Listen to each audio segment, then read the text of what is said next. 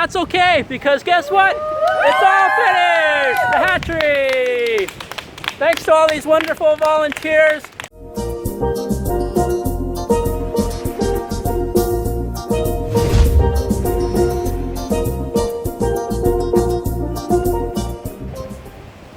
Hey everybody, today is day 19 for me. Just wanted to update you on a crazy evening patrol yesterday. I was 10 o'clock patrol with Guy and Hernan, and we made it all the way down to Perla Lagoon. We took a break, 15-20 minute break down there. Hey, we were relaxing, chilling, looking at the stars. The sky was somewhat clear when we first started, but it did start to overcast and got darker and darker. But yeah, we found an awesome log. We leaned back, we had a back support. We just sat there for a bit, and then on the return trip, about 4 minutes in, we seen a turtle crawling on the beach. So yeah, we collected the eggs, we did the measurements, we dug the hole. Yeah, that was a great experience. And then because that took about 40 minutes, the 11 o'clock group caught up to us at that point and met up with us, and they were headed to Perla Lagoon to see if there were any turtles and take a break, whatnot. But then on their way there, they happened to notice that there are actually two turtles. One that was already on the beach and one that was just crawling from the ocean water and coming up onto the surface. We'll call it turtle number 2. The one that was on the beach, it was doing the hole, doing the nesting. Carlos, who was with them, and Caroline as well, they told us, between Guy and I, we had to figure out one person could stay behind and help in case the eggs were heavy to carry back, right? But we already had our own set of eggs to carry back to Fabian so we could hide them. So yeah, thank you Guy for giving me the opportunity. I really appreciate it. Since I only had 2 nights left, I would basically join the 11 o'clock crew because my 10 o'clock was heading back to base camp. And then, so the 11 o'clock, we hung around there. I was told to babysit turtle number 3, the one that just landed on the beach. And yeah, just sitting in the dark, watching it just do its thing for a bit. And then as I turned around, looked behind me, guess what? It was turtle number 4. Yeah, so that was exciting. I didn't expect it. All of a sudden I go, holy shit, what the f was that going on, right? So seeing that, I quickly ran over to Carlos and told Tortuga. So, yeah, he came over, checked them out, and told me to babysit both of them. So I had number 3 and number 4 to babysit. So once the eggs were collected over at turtle number 2, by that time, the 12 o'clock, the midnight crew had arrived. So we had backup coming in to help. So Bia and her crew there, we went to turtle number 3, and at that point she was ready to lay the eggs, and so we helped with that. Meanwhile, Carlos had his eggs and was heading back. As for turtle number 4, unfortunately it was a false crawl. She did not make it up the steep embankment. It was just too tough, and she just kind of stayed in the water, and the water sort of covered her up, and then eventually it just took her back into the ocean. So false crawl, no eggs from that one. But we knew we had guaranteed 3 nests collected. Meanwhile, we're working on turtle number 3 that was on the beach, collecting the eggs. Carlos and Caroline, their group, went on ahead. So we got those eggs. And then eventually, when we were carrying that bag, we'd seen Carlos's group again. And they were standing there looking at the ocean, looking at a sea turtle that was just entering from the water onto the beach. And we think it might have been the same turtle that was from before. We don't know, not for sure. But once again, it stayed on the beach for a bit. We didn't stay to watch. We had the eggs, so we actually had both bags now in our possession. One from turtle number 2 and turtle number 3. So we were headed back to base camp to put them in a safe place, right? But you know what? It's just a crazy night, ends with a crazy ending. So as we're carrying 2 bags, each person, we saw turtle number 6. Yeah, turtle number 6 was just right there on the beach, ready to nest and lay the eggs. So we were like, oh no, now we got 3 bags to carry if they were to lay eggs. But we quickly dug a hole up for turtle number 2 and number 3 for their eggs. put it in there just so it has the right temperature. And then we quickly went over to turtle number 6 and helped it dig out the hole a bit to open it up, and then slide the bag under and catch the eggs.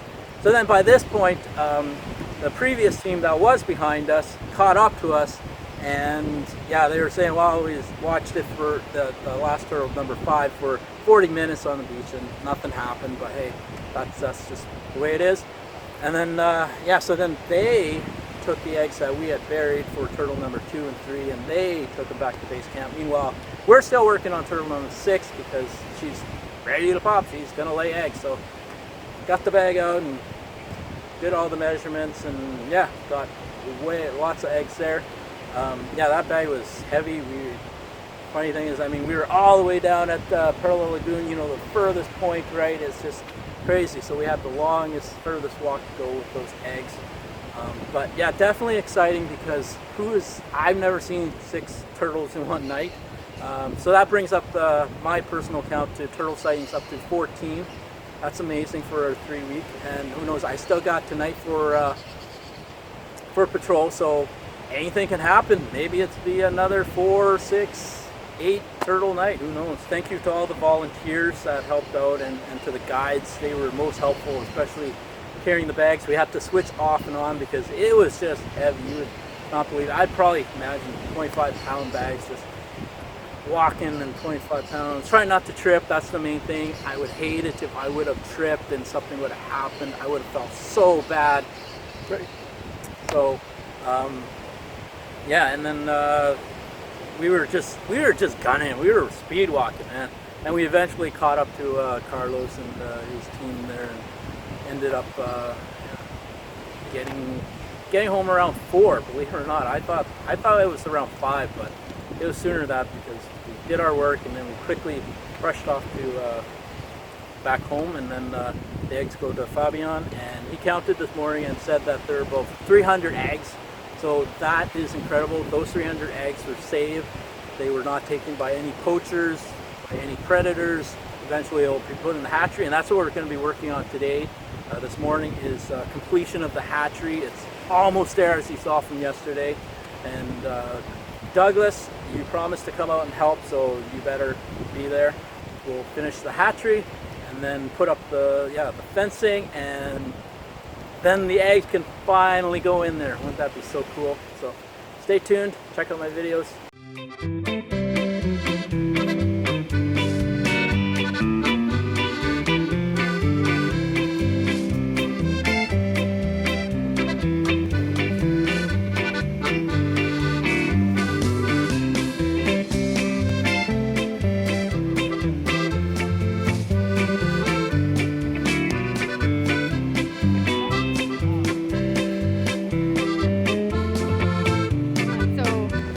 This is Shell at work here. I don't know if that's like a special thing or, that's something that happens often. I'm gonna step back at the full view here.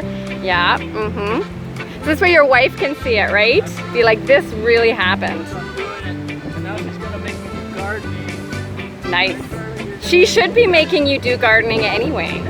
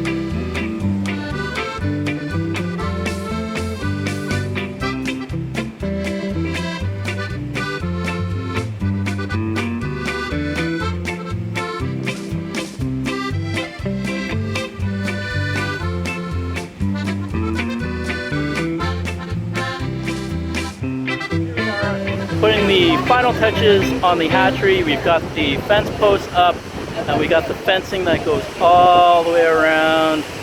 So that whole area that we dug up, we filled back in with fresh sanitized sand from the ocean over there. We brought it back, hauled it with wheelbarrows, tossed it over, and now this is what it looks like all the way around. So this area will be protected, guarded, monitored 24/7 by volunteers while the eggs are deposited into the ground, and when they hatch in June, July, August, this is where the magic really happens. So right in this spot here, this is the hatchery for Latin American sea turtles. But yeah, it's almost done. Maybe that we're going to do that in the afternoon. Maybe we'll be like next week. But yeah, if you want, you can give a special thanks to the beat, because the engineer behind all this amazing structure.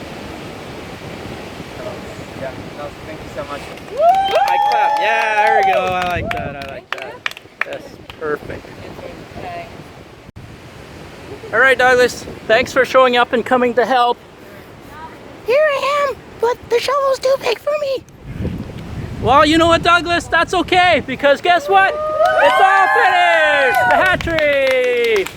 Thanks to all these wonderful volunteers, sea turtle baby eggs can finally have a spot, safe spot, protected from the elements and predators. So thank you, everybody. To all past volunteers, to all current volunteers right here. Everyone did a great job. Without you, this would not be possible. So thank you, sea turtles, thank you. Pura vida. Oh, hi, I didn't see you there. So today I officially joined the Tortuga Feliz book club. Yeah, all the volunteers here really enjoy reading on these hammocks. And I have 2 book selections with me. Star Wars and The Time Machine by H.G. Wells. Now, just looking at it, one's thicker than the other, so I don't think I'm going to read this one. Oh! It's so disrespectful to throw away a Star Wars book, so don't do that. So yeah, let's read this book and see what's all about.